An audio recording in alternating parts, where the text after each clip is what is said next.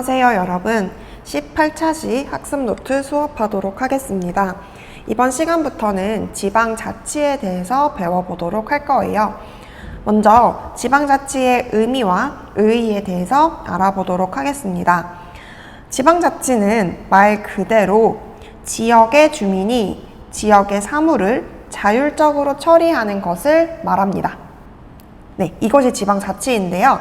그런데 국가가 지역 주민들한테 지역의 문제 알아서 처리하세요 라고 맡겨만 두면은 과연 지역 주민들이 지역의 문제를 찾아서 알아서 잘 해결을 해 나갈까요?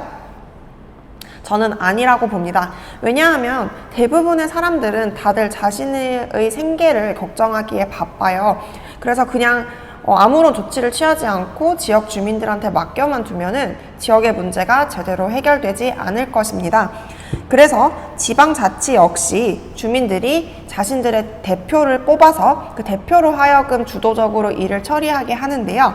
그 대표를 바로 지방자치단체라고 합니다. 네, 알겠죠? 자, 지방자치의 의미를 정리해보자면 지역의 주민들이 지방자치단체를 구성을 해서 그 지역의 사무를 자율적으로 처리하도록 하는 것, 이것이 지방자치입니다. 자, 근데 이 지방자치는 의미를 또 세부적으로 보자면 의미를 두 개로 구분을 할 수가 있어요. 바로 단체자치와 주민자치의 의미로 두 개를 구분을 할 수가 있습니다. 그러니까 지방자치는 단체자치의 의미도 가지고 있고 주민자치의 의미도 가지고 있는 것이죠. 각각이 어떤 의미를 갖고 있는지 보도록 할게요. 단체자치는 어떤 뜻을 가지고 있냐면 중앙정부, 네, 이 중앙정부라는 말이 나오는데 중앙정부라는 것은 우리가 지난 시간까지 배운 입법부, 행정부, 사법부를 말하는 거예요. 그러니까 입법부, 행정부, 사법부를 통칭하는 중앙정부로부터 독립된 지위를 가진 지방자치단체가 그 지방의 문제를 자주적으로 처리한다라는 것을 단체자치라고 합니다. 그렇죠? 그래서 여기서 핵심은 중앙정부로부터 독립된 지위를 가진 지방자치단체가 일을 처리하는 것을 단체자치라고 한다는 점을 기억해주면 되겠고요. 그러면 주민자치는 무슨 말이냐면 말 그대로 주민들이 지역의 문제를 스스로 해결한다는 뜻이에요. 그러니까 지역의 주민들이 해당 지역의 문제를 스스로 결정하고 집행하는 것은 주민자치라고 부릅니다. 그러니까 이 지방자치라는 그 단어에는 단체자치의 의미도 들어있고 주민자치의 의미도 들어있다는 것이죠. 알겠죠? 두 가지 의미 잘 정리해 주세요. 수능 선지에 가끔 나오는 용어들입니다. 자, 그러면 의문이 생길 수 있어. 사실 일을 나눠서 하는 것은 비효율적이에요. 왜냐하면 한 군데에서 다 결정하고 통보하는 게 제일 빠르거든요. 그러니까 중앙정부에서 다 결정한 다음에 지방에 통보하면 사실 더 효율적이긴 합니다. 그렇다면 굳이 왜 많은 돈을 들이고 많은 시간을 들이면서까지 지방자치를 하려고 하는 것일까요? 지금부터 그 의의에 대해서 알아보도록 하겠습니다. 많은 장점이 있으니까 지방자치를 실시하는 것이겠죠. 첫 번째 의의는 지방자치를 통해 풀뿌리 민주주의를 실현할 수 있습니다. 풀뿌리 민주주의라는 것은 뭐냐면 뿌리부터 깊고 튼튼한 민주주의라는 뜻이거든요. 그러니까 풀뿌리를 보면은 제가 풀을 한번 그려보겠습니다. 이렇게 풀을 그려봤어요. 네, 이 풀입니다. 뿌리를 혹시 뽑아 보셨나요? 풀 길이에 비해서 뿌리가 굉장히 길다는 것을 알 수가 있어요. 네. 이게 풀뿌리인데요. 이 풀이 잘 자란다는 말은 무슨 말이냐면은 뿌리가 튼튼하다는 말과 똑같습니다. 풀이 잘 자라려면은 뿌리가 그만큼 길고 튼튼해야 된다는 말이거든요. 근데 이거를 이제 국가를 비유한 말인 거죠. 그러니까 이 풀을 국가라 생각하면 되고 뿌리를 국민이라고 생각하면 됩니다. 알겠죠? 자, 이제 설명을 해볼게요. 풀뿌리 민주주의에 대해서. 지방자치를 통해서 국민들 개개인들은 자신의 지역의 문제를 자율적으로 해결해 나가게 됩니다. 그 과정 자체가 민주주의의 경험인 거죠. 그래서 지역 주민들, 즉 국민들 개개인들이 민주주의의 경험을 통해서 민주주의 가치를 내면화할 수 있겠죠. 아, 민주주의란 이런 것이고 이런 것이 좋구나. 아, 나는 우리 국가의 주인이구나 라는 의식을 갖게 되겠죠. 그럼 국민들 개개인이 다 그런 민주적 경험도 갖고 민주적 가치를 내면화했다고 생각해 보세요. 그런 국민들이 모인 국가의 민주주의는 더더욱 튼튼하게 발전할 수가 있겠죠. 그래서 지방자치를 통해서 국가 전체 수준의 민주주의 발전에 도움이 된다는 것입니다. 이해가 되나요? 지방자치를 통해 우리는 풀뿌리 민주주의를 실현할 수가 있습니다. 알겠죠? 다음 두 번째 의의는 바로 권력 분립 원리를 실현할 수 있다는 점입니다. 우리 지난 시간에 권력 분립의 원리 배웠었죠? 네, 지난 시간에 배운 것은 뭐였냐면은 입법부, 행정부, 사법부의 국가 권력을 분산시키고 서로 견제하게 함으로써 국가 권력을 균형을 이루도록 하는 것, 이게 권력 분립의 원리였습니다.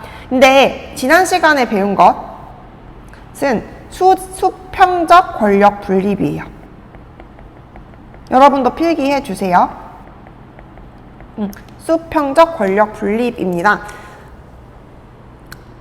근데 사실 얘네는 전부 중앙정부예요. 아까 말했죠? 얘네는 중앙정부예요. 근데 권력이 중앙정부에만 집중이 되어 있으면 이 중앙정부들끼리 권력을 남용할 수도 있잖아요. 그래서 국가 권력을 중앙정부에만 두는 것이 아니고 중앙과 지방에 분산시키는 거죠. 그쵸? 지방자치를 통해서 국가 권력을 중앙과 지방에 분산시킬 수 있습니다. 이것을 수직적 권력 분립이라고 해요. 그러니까 이해가 되나요? 지난 시간에 배운 것은 수평적 권력 분립이고 지방자치를 통해 실현할 수 있는 권력 분립의 원리는 수직적 권력 분립입니다.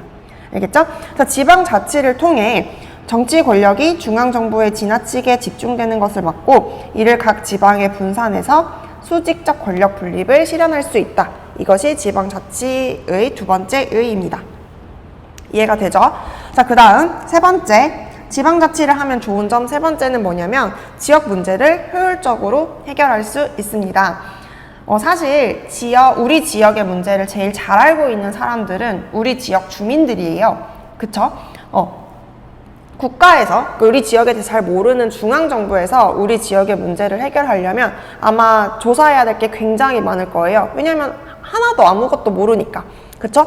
근데 지역 주민들이 그 지역의 문제를 해결을 한다고 했을 때는 중앙정부 사람들보다는 지역에 대해 많이 알고 있으니까 조금 더 효율적으로 처리를 할 수가 있을 것입니다. 그리고 지역의 특성을 고려를 할 수 있기 때문에 지역에 적합한 보다 전문적인 정책 결정도 가능하겠죠. 그래서 지방자치를 통해 지역 문제를 좀 더 전문성을 갖고 효율적으로 해결할 수 있다는 장점도 있습니다. 네, 여기까지 지방자치의 의미와 의의였습니다. 네, 지방자치의 의미와 의의에 대해서 정리해 보았으니 이제 본격적으로 우리나라의 지방자치 제도에 대해서 알아보도록 하겠습니다. 우리나라의 지방자치 제도를 이해하기 위해서 먼저 정리해야 될 용어 두 가지가 있는데 바로 의결기관과 집행기관입니다. 지금부터 정리해 보도록 할게요. 자, 일단 의결기관이 무엇인지 보도록 할게요. 의결기관은 쉽게 말하면 의사결정기관입니다.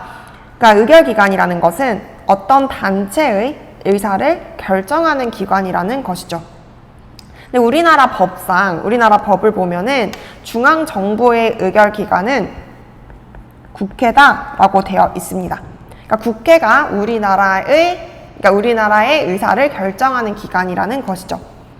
근데 제가 행정부 수업할 때 말했었는데 어떤 것을 결정을 하면은 누군가는 그 결정을 집행을 해야 된다고 했습니다. 아무도 집행하지 않으면은 그 결정은 유명무실한 존재가 된다고 했었죠. 그러니까 국회가 어떤 우리나라의 의사를 결정을 했으면은 어떤 기관은 그 의사 결정을 집행을 해야 된다는 거죠. 그 기관이 집행기관입니다. 그리고 우리나라 법을 살펴보면은 중앙정부의 집행기관은 행정부라고 되어 있습니다. 그래서 중앙정부의 의결기관은 국회고 집행기관은 행정부이에요. 그런데 지방자치단체도 살펴보면은 의결기관과 집행기관으로 나누어져 있습니다. 국회랑 행정부랑 하는 일은 굉장히 유사한데 범위가 좀 좁아진 거죠. 국가 전체의 의사를 결정하느냐, 지방의 의사를 결정하느냐의 차이가 있는 겁니다. 지방자치단체의 의결기관은 뭐라고 부르냐면은 지방의회라고 부릅니다. 지방의 국회 같은 존재라고 생각하면 돼요. 그리고 지방의회에서 무언가 결정하면은 그걸 집행하는 기관도 필요하겠죠. 지방자치단체의 집행기관은 지방자치단체장이라고 합니다. 그래서 뭐 보통 지자체장이라고 부르죠.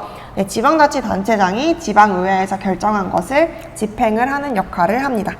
이걸 정리해 두고 우리나라 지방자치단체의 종류를 보도록 할게요. 자, 우리나라 지방자치단체는 광역자치단체와 기초자치단체로 나누어집니다. 자세히 설명을 해볼게요. 광역자치단체는 특별시, 광역시, 도, 특별자치시, 특별자치도가 있어요. 그러니까 우리 주소 보면은 주소의 첫 부분이 광역자치단체라고 할 수가 있는 거죠. 자, 여러분, 특별시는 우리나라에 하나밖에 없어. 어느 도시죠? 서울입니다. 그래서 우린 서울특별시에 살고 있는 거죠. 자, 그 다음 광역시는 우리나라에 6개가 있는데 6개 혹시 다 말할 수 있는 친구가 있을까요? 네. 그래서 광역시 뭐가 있냐면 부산광역시, 대구광역시, 울산광역시, 대전광역시, 광주광역시, 인천광역시가 있습니다. 그리고 도도 있는데 도는 뭐가 있을까요, 여러분? 혹시 읊어볼 수 있나요? 네, 도에는 경상도, 전라도, 강원도, 충청도, 또 뭐 경기도 이렇게 있죠. 이렇게 5개의 도가 있습니다. 그 다음 특별자치시는 뭘까? 네, 특별자치시는 세종시를 의미합니다. 세종특별자치시가 있고요. 특별자치도는 뭔지 아나요? 네, 제주특별자치도가 있습니다. 이것들은 전부 광역자치단체에 해당된다고 할 수가 있는 거죠. 그런데 제가 읊어봤잖아요. 보면 알겠지만 광역자치단체는 넓어요. 매우 넓습니다. 그래서 지역 곳곳의 일에 다 관심을 갖기가 힘들어요. 그래서 광역자치단체를 여러 개의 기초자치단체로 나눕니다. 그렇죠? 몇 개의 기초자치단체로 나누는데 그 기초자치단체는 시, 군, 구가 있는 거죠. 그렇죠? 이거는 주소의 2번째 부분이라고 생각하면 됩니다. 우리 학교는 지금 광북구라는 기초자치단체에 속해 있는 것이죠. 여러분 이해가 되나요? 네, 이걸 바탕으로 각각의 의결기관과 집행기관을 알아볼 거예요. 네, 광역자치단체랑 기초자치단체 모두 어쨌든 지방자치단체이기 때문에 모두 각각의 의결기관과 집행기관을 갖고 있어요. 그래서 각각의 의결기관과 집행기관을 어떻게 부르는지 정리해 보도록 하겠습니다. 자, 광역자치단체의 의결기관은 어떻게 부르냐면은 이렇게 시로 끝나는 거 있죠. 시로 끝나는 거는 시의회라고 부르고요. 그리고 이렇게 도로 끝나는 거 있죠. 도로 끝나는 곳에서는 도의회라고 부릅니다. 그래서 광역자치단체의 의결기관은 시도의회다라고 생각하면 됩니다. 그리고 집행기관 볼게요. 집행기관은 아까 지방자치단체장이라고 했었죠. 각각의 지방자치단체장 이름도 알고 있어야 돼요. 일단 시로 끝나는 곳의 지방자치단체장은 시장이라고 불려요. 그래서 우리 서울특별시의 지방자치단체장은 서울시장이라고 부르는 거죠. 자, 그리고 도로 끝나는 곳에는 지방자치단체장을 뭐라고 부르는지 아나요? 네, 아마 들어봤을 건데 도지사라고 부릅니다. 그죠? 그래서 광역자치단체의 지방자치단체장은 네, 시장과 도지사라고 불립니다. 알겠죠? 자, 근데 여기서 알아둬야 될 점. 대부분의 업무는 시장과 도지사가 집행을 해요. 그런데 교육과 학예, 학문과 예술이란 뜻이에요. 교육과 학문 및 예술에 관한 업무는 교육감이라는 직책을 따로 뽑아서 이들이 전문적으로 수행을 하고 있습니다. 그 이유는 조금 이따가 말해주도록 할게요. 어쨌든 교육과 학예에 관한 업무 집행은 교육감이라는 분이 집행을 한다는 점 알아두시면 좋겠습니다. 교육감은 기초자치단체에는 없고 광역자치단체에만 있다는 것도 알아두세요. 자, 그 다음 기초자치단체의 의결기관과 집행기관을 정리해 보도록 할게요. 기초자치단체의 의결기관은 시, 군, 구잖아요. 그걸 각각 따서 시의회, 군의회, 구의회라고 부릅니다. 어렵지 않죠? 그리고 지방자치단체장의 명칭을 또 알아주어야 되는데 시의 지방자치단체장은 광역자치단체장과 마찬가지로 시장이라고 불리고요. 군의 지방자치단체장은 혹시 뭐라고 부르는지 알아요? 네, 군수라고 부릅니다. 그 다음에 구로 끝나는 곳. 강북구의 지방자치단체장을 뭐라고 부를까요? 네, 강북구청장이라 부르거든요. 구로 끝나는 곳에서는 지자체장을 구청장이라고 부릅니다. 네, 명칭도 헷갈리게 나올 수 있으니까 상식을 키운다 생각하고 외워주면 좋을 것 같습니다. 네, 이렇게 정리를 해봤어요. 네, 그럼 여러분이 잘 이해했는지 확인하기 위해서 연습을 해보도록 하겠습니다. 네, 여기 보면은 3개의 주소가 나와 있어요. 이 3개의 주소를 보고 여러분이 먼저 각 광역자치단체와 기초자치단체가 어디인지 표시를 해보세요.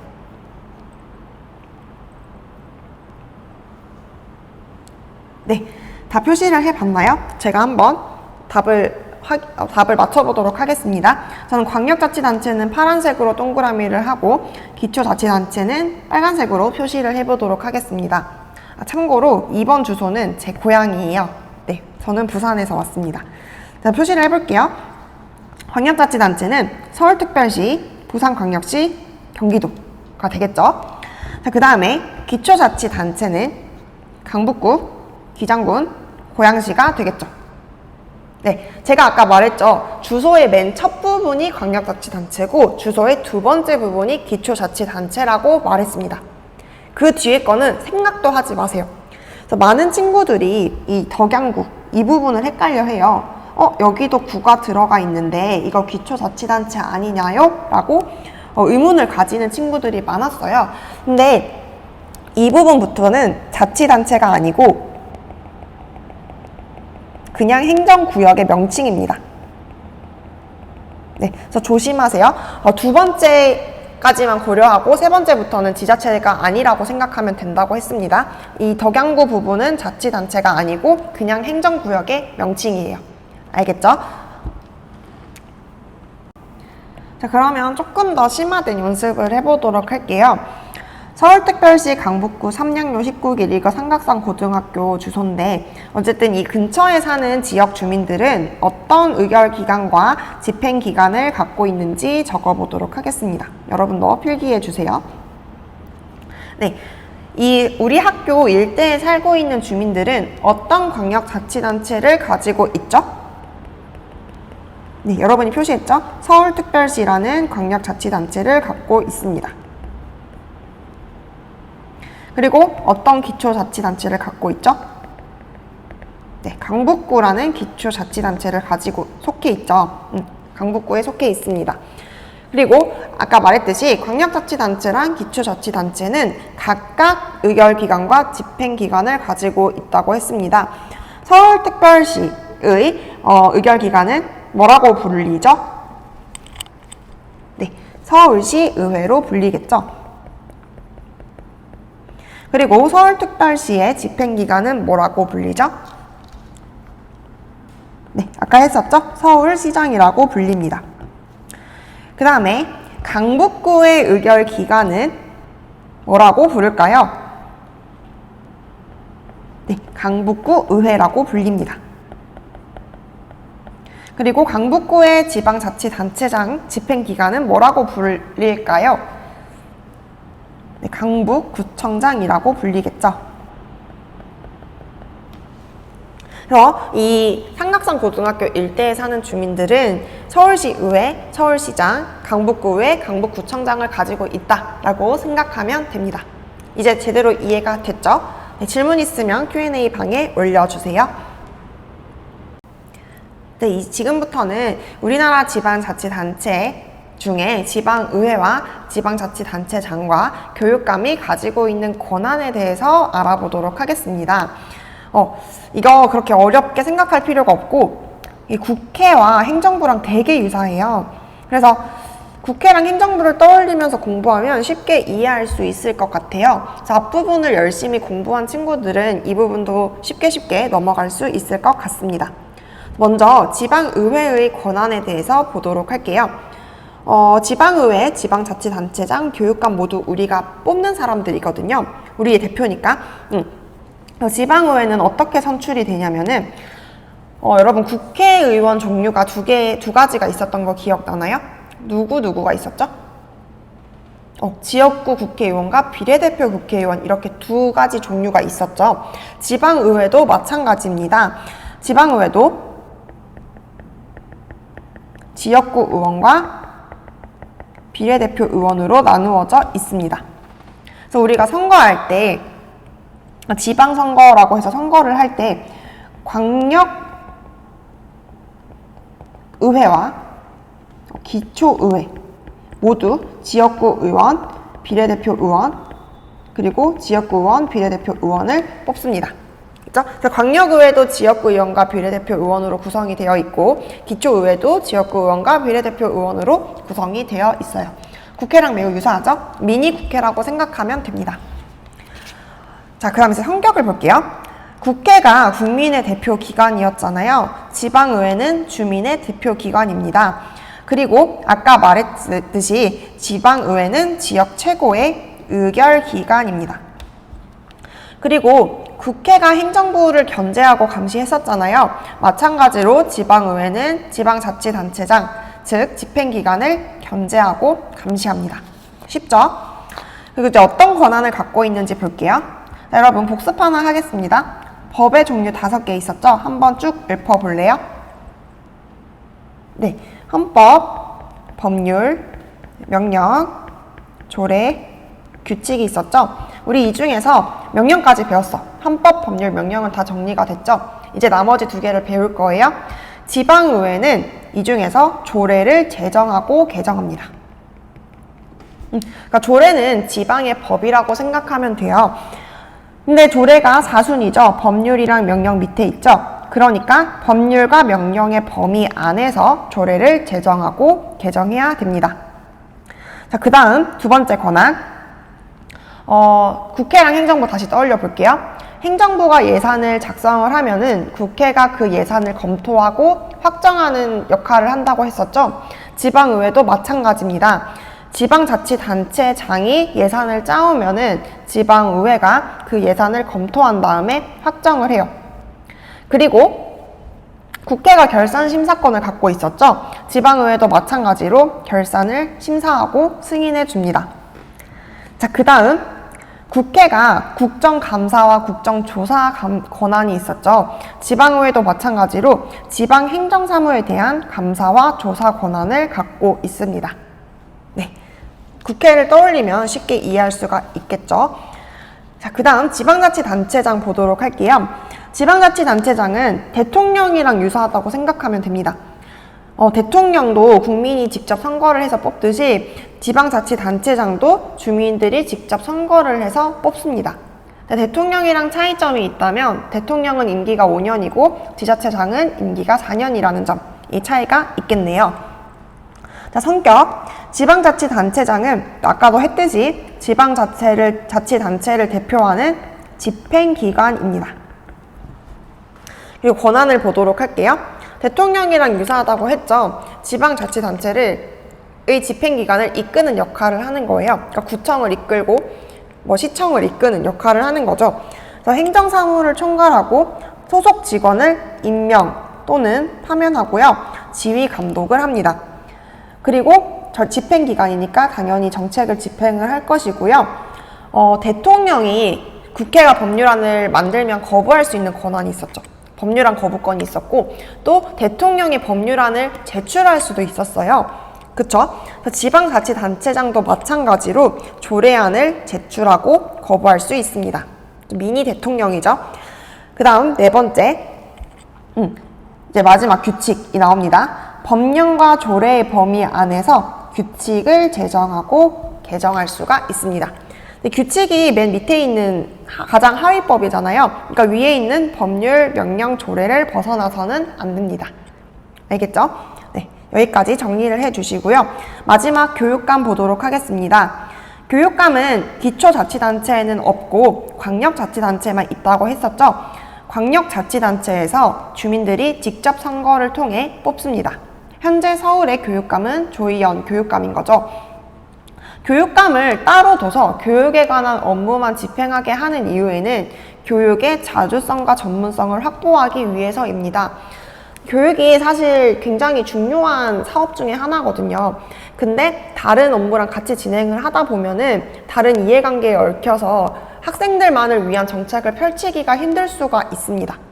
네, 그래서 그런 걸 막고 오로지 학생들이 잘 자라는 데 집중하기 위해서 교육에 관한 업무만 떼내서 집행을 하는 것이죠. 그리고 중앙교육의 기관인 교육부에서 다 해도 되는데 사실 지역마다 교육 실정이 다 다르고 교육적 자원도 다 다르잖아요. 그 지방 교육의 특수성을 또 보장하기 위해서 지방 곳곳에 교육감을 두고 있습니다. 알겠죠? 교육감을 두는 이유 잘 정리해 주세요. 네, 여기까지 지방자치단체의 권한을 다 살펴보았습니다. 그래서 지금 보면은 지방자치단체를 구성하고 있는 사람들이 굉장히 많잖아요. 지방선거를 하면은 투표해야 될 게 되게 많아요. 그러니까 이건 상식적으로 가르쳐 주자면 나중에 선거 파트 할 때 자세히 할 건데 지방선거가 몇 표를 행사해야 되냐면 일단 지방의회 같은 경우 광역의회의 지역구 의회 의원과 비례대표 의원을 뽑아야 되죠. 2표. 그리고 기초의회의 지역구 의원과 비례대표 의원을 뽑아야겠죠. 2표. 그리고 지방자치단체장도 광역자치단체장이랑 기초자치단체장 각각 뽑아야겠죠. 2표. 그리고 교육감 1표를 뽑아야 됩니다. 그래서 이거 다 더하면 7표죠. 우리 지방선거 참여해보면 알겠지만 총 7장의 표를 들고 들어가서 7장의 도장을 찍어야 합니다. 그래서 이거 되게 많죠. 근데 이거 모르는 어른들이 되게 많거든요. 그래서 어디 가서 아는 척하면 굉장히 있어 보입니다. 지방선거 몇 표 행사하는지 알아? 이렇게 한번 물어봐 보세요. 네, 그럼 이제 문제 풀어보도록 할게요. 네, 수능 문제네요. 일단 여러분이 먼저 풀어보고 다 풀고 나면은 다시 재생시켜서 제 해설을 들어주세요. 다 풀어보았나요? 자, 일단 가와 나가 뭔지 알아야 돼요. 지금 보면은 가는 광역자치단체장과 견제를 이루고 있고요. 나는 기초의회와 견제를 하고 있네요. 그러면 가는 광역의회가 될 것이고 나는 기초자치단체장이 되겠네요. 그리고 나서 보기를 보도록 하겠습니다. 강력의회는 법령의 범위 내에서 조례를 제정한다 라고 되어 있네요. 자, 의회에 권한할 때 봤던 거죠. 네, 당연히 맞습니다. 의회는 법령의 범위 내에서 조례를 제정합니다. 니은 볼게요.